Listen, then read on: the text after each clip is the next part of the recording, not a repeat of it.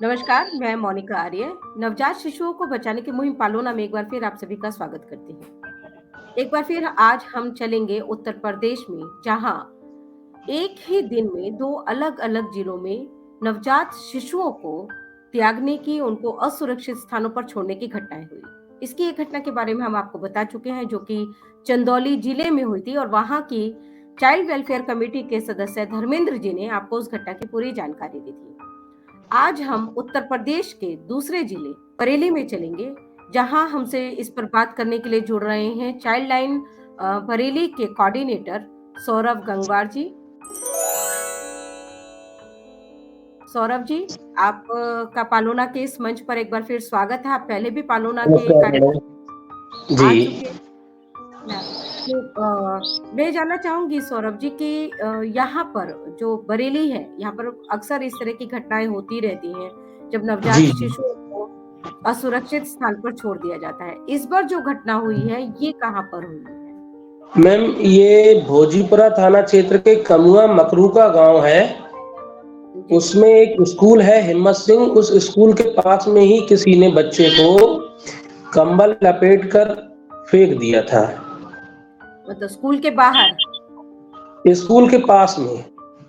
मतलब उसकी बाउंड्री वगैरह जो है स्कूल की, हाँ, उसके हाँ, पास हाँ, ही। हाँ, बाउंड्री के पास में ही उसको रख दिया था। जी, तो ये जो घटना हुई थी, ये तारीख कब हुई? मतलब ये अर्ली मॉर्निंग की घटना थी या दिन के किसी पहर में हुआ था ये ये? अर्ली मॉर्निंग की घटना थी मैम। ओके, तो जी। कैसे पता चला और किनको पता चला जैसे इसके बारे में? जैसे ही वहाँ पर लोगों को पता चला, उन्होंने तुरंत भोजीपुरा थाने को सूचना दी। भोजीपुरा जी, थाने से बाल कल्याण अधिकारी तेजपाल सिंह जी हैं और जी, एसएचओ साहब ने तुरंत चाइल्ड हेल्पलाइन बरेली को सूचना दी। इस तरीके जी, का एक बच्चा मिला हुआ है, आप उसको हैंडओवर में ले लीजिए। उसके बाद जी। बच्ची का सीएससी में स्वास्थ्य परीक्षण कराया गया, तो उन्होंने कहा कि इसको आप डिस्ट्रिक्ट ले जाइए। तो मैम बरेली में डिस्ट्रिक्ट हॉस्पिटल में उसको भर्ती करा दिया गया।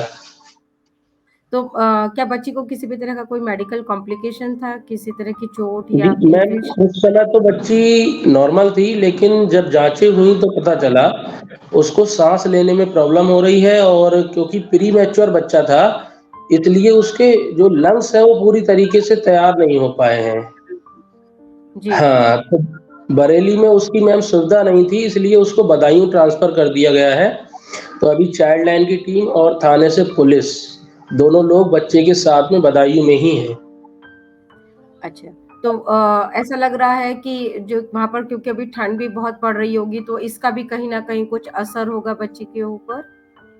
जी, जी, जी। ठंड की वजह से ही प्रॉब्लम हो गई है थोड़ा-सा और क्योंकि प्री मैच्योर है तो लंग्स पूरी तरीके से तैयार नहीं हो पाए हैं। जी। मैं कहीं खबर में पढ़ रही थी कि बच्ची को वहाँ की ही किसी स्थानीय महिला ने गोद लेने के उद्देश्य से अपने पास रख लिया था और थाने से भी बच्चे को उनको दे दिया गया था कि आप अपने पास रखिए, ऐसा कुछ हुआ था वहाँ पर? नहीं, नहीं, नहीं गोद लेना चाहते थे वो लोग फिर डिस्ट्रिक्ट आए थे, लेकिन उनको प्रक्रिया के बारे में समझा दिया गया था, फिर वो लोग वापस चले गए। तो बच्ची जिस दिन मिली, क्या उसी दिन पुलिस ने अपनी कस्टडी में या अपने संरक्षण में बच्ची को हाँ, ले लिया मैम था? और उसी दिन ले लिया था कस्टडी में पुलिस ने। अच्छा, तो आप लोगों को भी उसी दिन जानकारी मिल गई थी? जी, हमें भी उसी दिन जानकारी मिल गई थी, फिर तो उसको ये तुरंत ही घटना डिस्ट्रिक्ट में भर्ती करा दिया। तो घटना है कब की सौरभ जी? ये मैं चाहूँगी आप ही एक बार बता दें ये दर्शकों को। घटना मैडम 13 तारीख की है, 13 अच्छा, फरवरी। 13 फरवरी की सुबह में अर्ली मॉर्निंग जो है बच्ची जी, वहाँ जी। पर स्कूल के बाहर कंबल में लिपटी हुई मिली थी। जी, जी, जी।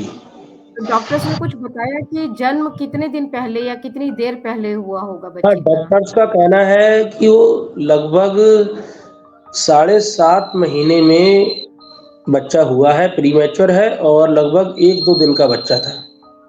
अच्छा, 1-2 दिन अपने पास रखने के बाद उन्होंने जो है बच्ची को वहाँ हाँ, पर हाँ, हाँ, छोड़ा। तब उन्होंने बताया कि 1-2 दिन ही हुए हैं इसको।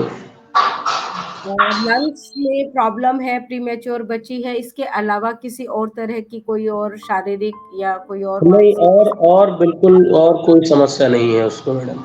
कुछ कीड़ों वगैरह ने कुछ बच्ची को नुकसान ना, ना, पहुँचाया ना, हो इस? ना, ना, ना, ऐसा है मैडम समय पे जानकारी मिल गई है और जैसे ही फेंका गया है उसके ही तुरंत बाद ही जानकारी मिल गई है क्योंकि ज़्यादा देर हो जाता, तो ठंड के कारण बच्चे को खतरा हो सकता था। निश्चित तौर पर और इसके लिए वहाँ पर जो अभी हम सुन रहे हैं और जानते भी हैं इस बात को कि चाइल्ड लाइन की बजाय अब एक अलग सिस्टम यहाँ पर डेवलप हो रहा है देश में, जिसमें जी। डीसीपीओ के साथ ही एक यूनिट बना दी गई है जो चाइल्ड लाइन की जी, जगह जी। लेगी।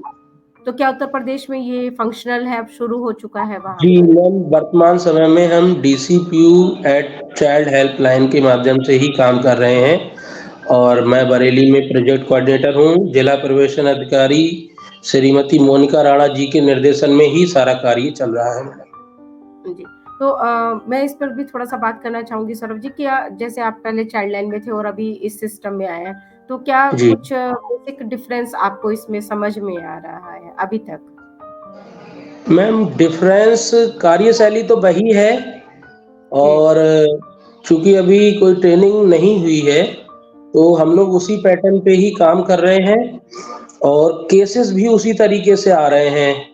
बिल कर रहे हैं। जी। हाँ।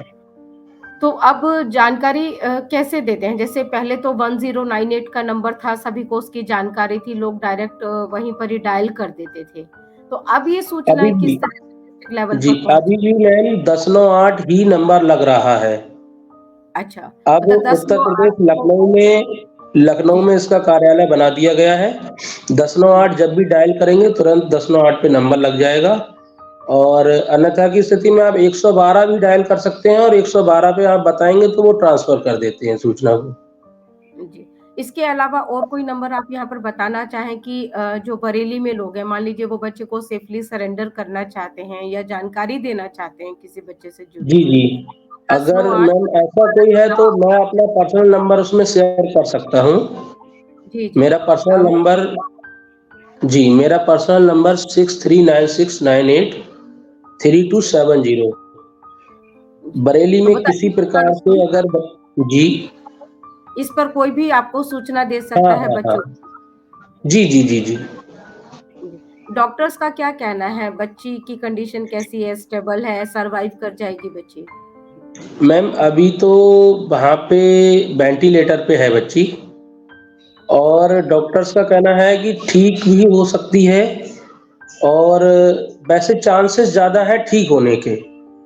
वो कह रहे हैं जैसे ही फेफड़े ग्रोथ करेंगे और जी, फिर ठीक हो जाएगी बच्ची। जी। तो कोशिश तो जिस मैम महिला पूरी ने यही है, जब बच्चा जी। किसी भी तरीके से बचा है, तो वो ठीक ही हो जाए।